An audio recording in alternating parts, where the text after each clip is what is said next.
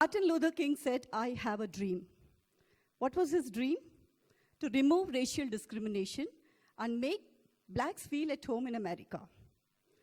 Nelson Mandela also had a dream to remove apartheid in South Africa and make blacks feel at home in their own homeland. Mahatma Gandhi also had a dream to make this country independent. What is common amongst all these dreams is that the dreams were born out of a context, they were born out of a conflict, they were born out of a personal connect with the context that they lived in. What has been the outcome of these dreams? Obama is the president of America today. South Africa is a free country, a democratic country. Well, India, the largest democracy in the world for the last 7 decades. Okay. Phenomenal outcomes. Why am I talking about these dreams? I'm talking about these dreams because these dreams inspired me. They inspired me to have a dream. So here I am. I too have a dream. What is my dream? If I have to tell you about my dream, I have to tell you who I am. I am a teacher. And I've been one for the last 2.5 decades. The first decade had been a different experience, and the last 1.5 decades have been much, much different experiences. So my context is like this. I had this privilege and advantage to work in different parts of the country, different geographical, social, cultural, economic, political contexts also of this country. When I started my teaching career, I started teaching 3-year-olds. In the last 1.5 decades, I've been working largely with children from 13 to 18 years of age. And I also had this advantage of traveling to different countries, visiting different schools, meeting different educators, and understanding how do schools engage learners in different countries or within our country. For whatever reason, I developed this critical insight as to what kind of engagement is created in the schools for the learners to be involved in. So for that, I have to take you back into history. Because humans have been evolving. It has been a changing landscape forever. So I don't know if schools existed in prehistoric age or Stone Age. I don't think they would have. But I'm sure from agrarian age, schools existed.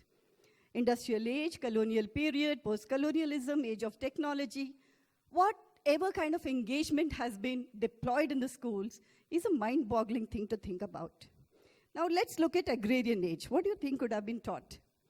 Farming techniques, irrigation, climate, soil, that might have been the engagement in schools. Towards the end of the agrarian age, humans have organized themselves to become kingdoms and empires also. So you had people who needed to be the kings, the ministers, the governors, the soldiers. Warfare was the norm of the day. So the engagement was more about training them into warfare techniques. What do you think Lord Rama and his 3 brothers would have learned in their Gurukul? What do you think Kauravas and Pandavas would have learned in their Gurukuls? Well, they had a definite purpose. They have to be the kings. They have to rule their kingdom. So they were taught all that by their gurus. And that's what they lived when they graduated from schools. Now let's look at what happened to industrial age. You all know that factories, many people, hundreds of people had to work inside the godowns. And they were all supposed to listen to instructions and do the same process, a mechanical process. Unfortunately, the same model has been shifted to schools also. Everybody had to do the same thing. What has been the outcome of industrial age? Colonialism. Europeans went across the world in search of markets and resources. You all know we have been a colony. What do you think could have been the engagement in schools in the colonial period? Until then, they were learning something about the native education. And with the coming of the colonizers, it was all hijacked completely. And they were taught to serve the colonial regime. They were taught English language because they wanted people to work for them. You had these common schools that were engaging learners to work under the British regime. And you had these elite schools that engaged the learners to imitate the colonial masters, like playing polo, table etiquettes, dressing code, and things like that. What happened after that? We had the world wars. We had the Cold War too much later. But during the World War's time, many kind of political ideologies have come into place. Socialism, communism, Marxism, Leninism. Different ideologies pulled schools into different directions. Bertrand Russell had once commented that, come what may, don't let religion and education and nationalism come into schools. Why? Nationalism led to World War II. An inflated sense of nationalism made Germans feel that we are very superior. And that's how Second World War started. Religion, we still suffer from it, by the way. The terrorism that we face till date is because religion was made a part of education. What do you think would have been taught in schools when India had become independent? 1947, Britishers said, here you are free. This is your country now. But what we also inherited along with the freedom is poverty, illiteracy, lack of resources. So the group that was ruling the country at that time, I'm using the word group because I don't want to use the word government. The group that was ruling the country at that time did not have the wherewithal to redesign an education system to match the needs of the society at that time, the country at that time. So we had this colonial period of education continuing. We have a country, 50s, 60s, 70s, and 80s, which was suffering from scarcity, laxity of many things, and of course, poverty and hunger. So you have an education system that's going in a different direction, and a country with a different need. Well, we waded through it all. We waded through Jai Jawan, Jai Kisan. We waded through Green Revolution, White Revolution. We also waded through many, many other things like emergency. And then the 90s have come. What happened in the 90s? The floodgates were opened for globalization. The age of technology was ushered in. With this, the engagement in schools have completely transformed. How did it happen? It's a tidal wave. In fact, technology has taken us like a tidal wave in the entire country. Education has turned into examination, okay? And excellence is all about getting top ranks in the examination. Math has become the most important thing. The algorithms kind, the linear equations kind, the probability theories and the sets and functions, because they are needed for software development. Fair enough. But what is to be worried about is humanities and languages have taken a backseat. They have been relegated to a backseat. Now, if you ask what is language, people say C, C++. Okay? They don't know it's about Telugu, Marathi, Kannada. They don't know that language learning is not for getting marks. It is for understanding our background, our past. Humanities also have been relegated to the backseat because the context is computers, not humans. Okay, so humanities are not very important. Now, what else happened during the age of technology? I found something very interesting. In the eastern part of the world, the western part and the eastern part, so in the eastern part of the world, you had this ancient belief system that unless you work from morning to night, you don't get anything, okay? So in the first decade of my career as a teacher, I have seen schools working from 9 to 2. With the age of technology, it's quite an oxymoron if you pay attention to what I'm saying. With the age of technology and globalization, we have the ancient system coming back. Children started going to schools 8 o'clock to 8 o'clock. Okay, 7 days a week. Then what else did they do? The Western belief system that if you fail, only then you know how to win has been kept aside, though we have taken many other Western thoughts, but this is one thing we kept aside, and we brought in that if you fail, you're a demon. Righteousness is so much epitomized in our country that everybody has to be Lord Rama. They possibly cannot fail in math and physics and chemistry, and if they do, they're undermined, okay? So what is not their potential is over-expected. What is their potential is undermined. It's very, very interesting dichotomy. So age of technology brought in an engagement in schools which brought in a lot of confusion. It's a linear narrative. Pinnacle is all about getting into a professional college. Standing in a professional college, I'm saying this. Landscape in 2016. The landscape here is industrial age, colonial age, post-independence. We still have education system, and when I say schools, I don't mean schools only for children who go to schools. I mean schools of law, schools of medicine, schools of technology, come what may. We have this education system highly dominated by traits from industrial age. One-size-fits-all model. Okay, everybody has to learn the same thing. Then from the colonial period, rote learn everything, memorize, large content, vast content. So we have that system from colonial age. Post-independence, from the 50s to 80s, we in India suffered extensively with scarcity. The scarcity mindset makes people so scared that they're so worried that will I get a job, will I get an admission in a college? What they don't see is the abundance. There's so many colleges and there's so many opportunities, but people see only scarcity. So with a blend of these three traits, currently the landscape in education is a very potpourri system.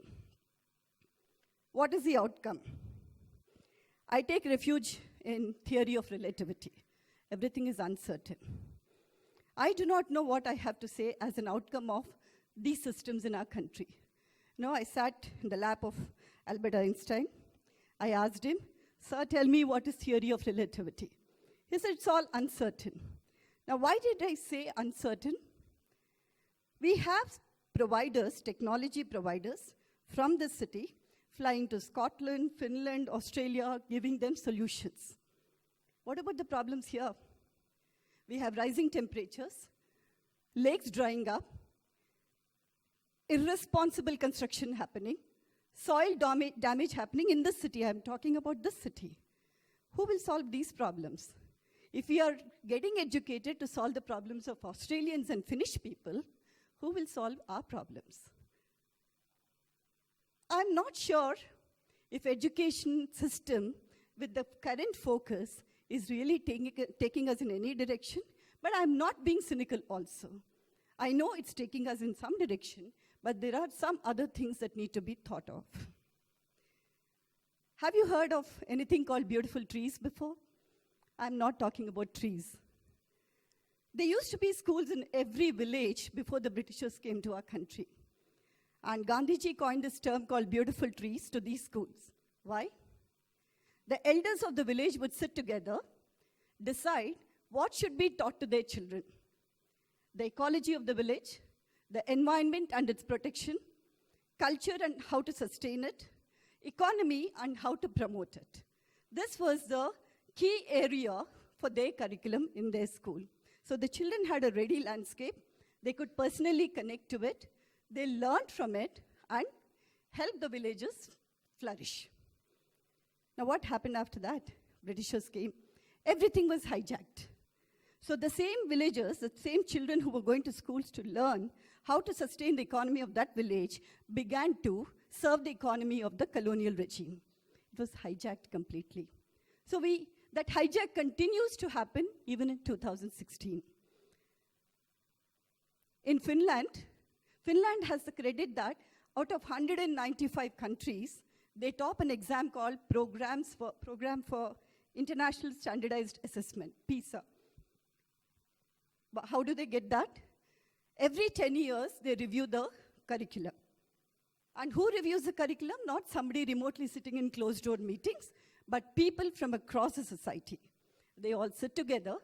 For 5 years, they have public debates on what should this generation in this year learn 5 years from now. And then the curriculum is updated. The second thing is, their children don't go to school, a formal school, up to the age of 6. Unlike our children who go from the age 2 and learn everything, read and write. Because everybody's in a great hurry here. They also have another interesting phenomenon.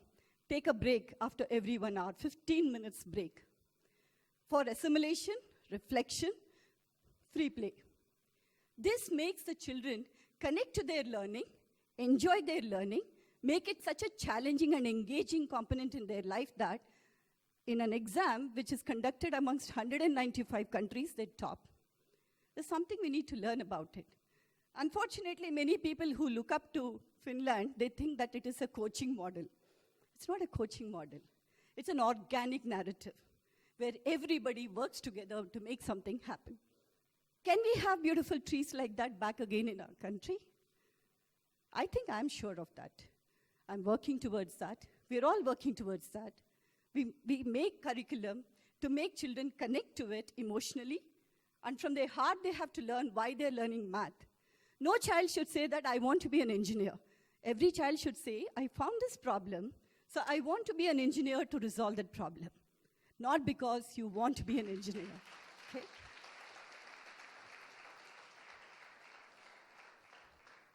I'm not much into science, by the way. It often intrigued me, E is equal to mc square. So I sat on the lap of Albert Einstein, whispered into his ears, sir, tell me, I'm in a big dilemma.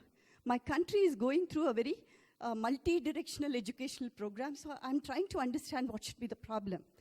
So from what he said, this is what I understood, I thought that he said. Okay, I'll read it out. Creativity will go up if there is a resonance between electromagnetic energy within the brain and the gravitational energy outside the brain. You understand science better, right? Environmental energy will come into the human being, which will improve the information network in the human brain. So what's the environment we are talking about? What should be the environment? An environment that makes the students connect to what they're learning. Why are they doing mechanical engineering? Why are they doing electronics? Why are they doing medicine?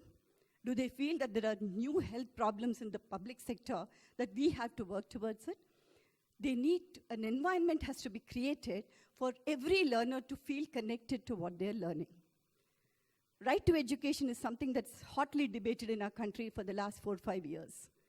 Right to education is also right to meaningful education, not a linear narrative where children go 1 year after the year from school to college to university and a job in the US, and then a marriage and an apartment in a fancy area.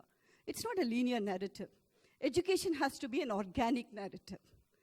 E is equal to mc square will happen when schools, colleges, universities together, we create an environment where every learner feels that I have to live for a purpose, learn to apply, lead with determination, and leave a timeless legacy. Thank you.